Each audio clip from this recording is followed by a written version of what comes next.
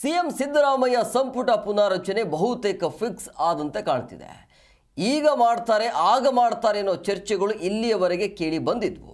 ಆದರೆ ಪುನಾರಚನೆಯ ಬಗ್ಗೆ ಅಧಿಕೃತ ಮಾಹಿತಿಗಳು ಹೊರಬಿದ್ದಿರಲ್ಲ, ಅಂದರೆ ಇದುವರೆಗೂ ಕೂಡ ಹೊರಬಿದ್ದಿರಲಿಲ್ಲ. ಆದರೆ ಇವತ್ತಿನ ಕೃಷ್ಣ ಬೈರೇಗೌಡರ ಸ್ಟೇಟ್ಮೆಂಟ್ ಅದಕ್ಕೆ ಮುದ್ರೆ ಒತ್ತಿದಂತಿದೆ. ಸಂಪುಟ ಪುನಾರಚನೆ ಬಹುತೇಕ ಖಚಿತ ಅನ್ನೋದು ಈಗ ಹೊರಬಿದ್ದಿದೆ. ಅದರ ಒಂದು ವರದಿ ಇದೆ ನಿಮ್ಮ ಮುಂದೆ. ರಾಜ್ಯ ಸಚಿವ ಸಂಪುಟ ಪುನಾರಚನೆ ಬಹುತೇಕ ಫಿಕ್ಸ್. ಸರ್ಕಾರ ಅಧಿಕಾರಕ್ಕೆ ಬರುವಾಗಲೇ ಈ ಬಗ್ಗೆ ನಿರ್ಧಾರ. ಹಲವು ದಿನಗಳಿಂದಲೂ ಸಿಎಂ ಸಂಪುಟ ಪುನಾರಚನೆ ಆಗಲಿದೆ. ಕೆಲವರನ್ನ ಕೈಬಿಟ್ಟು ಹೊಸಬರಿಗೆ ಅವಕಾಶ ಮಾಡಿಕೊಡ್ತಾರೆ ಎಂಬ ಮಾತುಗಳು ಕೇಳಿ ಬಂದಿದ್ವು. ಈ ಬಗ್ಗೆ ಹಲವು ನಾಯಕರು ಅಭಿಪ್ರಾಯಗಳನ್ನ ಹೊರಹಾಕಿದ್ರು. ಆದರೆ ಮೂಡ ವಾಲ್ಮೀಕಿ ಹಗರಣಗಳು ಮುಂದೆ ಬಂದಿದ್ದರಿಂದ ಈ ಪುನಾರಚನೆ ಎಂಬ ಸರ್ಕಸ್ಗೆ ಬ್ರೇಕ್ ಬಿದ್ದಿತ್ತು. ಆದರೆ ಸಿಎಂ ನವೆಂಬರ್ 15ರಂದು ದೆಹಲಿಗೆ ಭೇಟಿ ನೀಡ್ತಾರೆ ಎಂಬ ಮಾಹಿತಿ ಹೊರಬೀಳುತ್ತಲೇ ಮತ್ತೆ ಅದಕ್ಕೆ ರೆಕ್ಕೆ ಪುಕ್ಕ ಹುಟ್ಟಿಕೊಂಡಿವೆ. ಸಚಿವ ಸ್ಥಾನ ತ್ಯಾಗಕ್ಕೆ ನಾನು ಸಿದ್ಧ ಎಂದ ಕೃಷ್ಣ ಬೈರೇಗೌಡ. ಇನ್ನು ನವೆಂಬರ್ ಮಾಸಾಂತ್ಯ ಇಲ್ಲವೇ ಡಿಸೆಂಬರ್ ಮೊದಲ ವಾರದಲ್ಲಿ ರಿಷಲ್ ಫಿಕ್ಸ್ ಅನ್ನೋದು ಹೊರಗೆ ಬಿದ್ದಿದೆ. 2.5 ವರ್ಷಗಳ ನಂತರ ಪುನಾರಚನೆ ಮಾಡಬೇಕು ಅನ್ನೋದು ಸರ್ಕಾರ ಅಧಿಕಾರಕ್ಕೆ ಬರುವಾಗಲೇ ನಿರ್ಧಾರ ಆಗಿತ್ತು. ಈಗ ಮಾಡ್ತಾರೆ ಆಗ ಮಾಡ್ತಾರೆ ಅಂತ ಹೇಳಲಾಗ್ತಿದೆ. ಈ ಮಧ್ಯೆ ನಾನು ಸಚಿವ ಸ್ಥಾನ ತ್ಯಾಗ ಮಾಡೋಕೆ ಸಿದ್ಧನಾಗಿದ್ದೇನೆ ಅಂತ ಸಚಿವ ಕೃಷ್ಣ ಬೈರೇಗೌಡ ಹೇಳಿದ್ದಾರೆ. ಗೌಡರ ಈ ಹೇಳಿಕೆ ನವೆಂಬರ್ ಬದಲಾವಣೆಯ ಸೂಚನೆಯೇ ಎಂಬ ಗುಸುಗುಸು ಆರಂಭವಾಗಿದೆ. ಮುಖ್ಯಮಂತ್ರಿ ಅವರು ಇರ್ತಾರೆ ಬಿಡ್ತಾರೆ ಅವೆಲ್ಲ ಬೇರೆ ವಿಷಯ. ಆದರೆ ಪಕ್ಷದಲ್ಲಿ ಈ ಸರ್ಕಾರ ಬಂದಾಗಲೇ ಒಂದು ವಿಷಯ ಮಂಡನೆ ಆಗಿದೆ.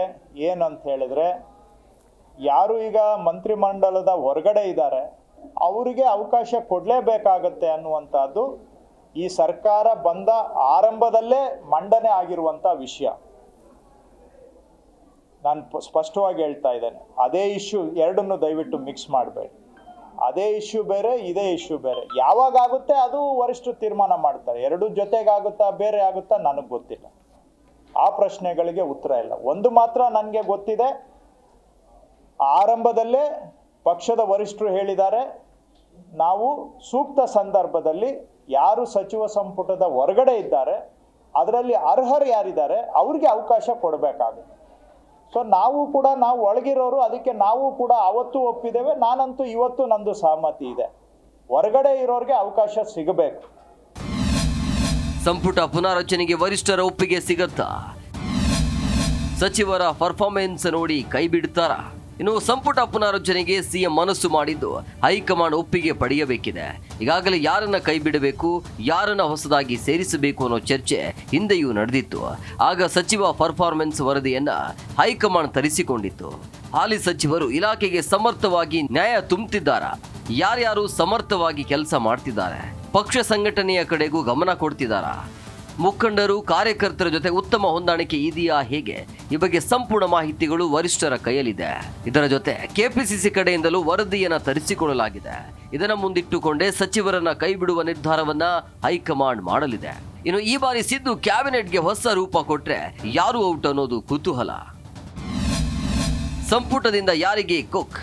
ಹಾಗಾದ್ರೆ ಸಂಪುಟದಿಂದ ಯಾರಿಗೆ ಕೊಡಬಹುದು ಅಂತ ನೋಡೋದಾದ್ರೆ R B. Thimmapur, Rahim Khan, Sharanabasappa Darshanapur, D. Sudhakar, K. Venkatesh, K H. Muniyappa, Lakshmi Hebbalkar, Madhu Bangarappa, Mankala Vaidya, H K. Patil, S S. Mallikarjun, Sharan Prakash Patil ಕೇಳಿ ಬರ್ತಿದೆ.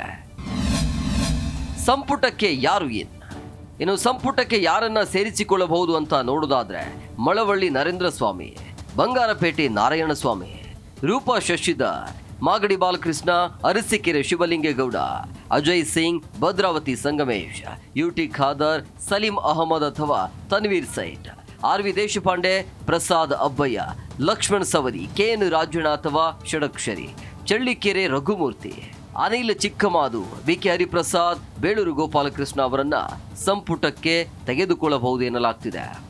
ಒಟ್ನಲ್ಲಿ ಅಧಿಕಾರ ಹಂಚಿಕೆ, ಸಂಪುಟ ಪುನಾರಚನೆ ಚರ್ಚೆಗಳಿಗೆ ಬ್ರೇಕ್ ಬೀಳುವ ಸಮಯ ಬಂದಿದೆ ಅಂತ ಹೇಳಲಾಗ್ತಿದೆ. 2.5 ವರ್ಷಗಳ ಬಳಿಕ ಕ್ಯಾಬಿನೆಟ್ ಪರಿಷ್ಕರಣೆ, ವಿಸ್ತರಣೆ ಮೊದಲೇ ನಿಗದಿಯಾಗಿತ್ತು. ಆದರೂ ಮಾಯಾಬಜಾರ್ ಸಿನಿಮಾದಂತೆ ಕೊನೆಯ ಕ್ಷಣದವರೆಗೂ ಕೌತುಕ ಉಳಿಯಲಿದೆ. ಬಿಹಾರ ಚುನಾವಣೆ, ಸಿಎಂ ನವೆಂಬರ್ 15ರಂದು ದೆಹಲಿಗೆ ಪ್ರಯಾಣ, ಬಳಿಕ ರಾಹುಲ್ ಗಾಂಧಿ ರಾಜ್ಯ ಪ್ರವಾಸದ ತನಕ ನಿರಂತರ ಪ್ರಯಾಸ ಮಾತ್ರ fix. Rachappa Suttur, political bureau, G Kannada news.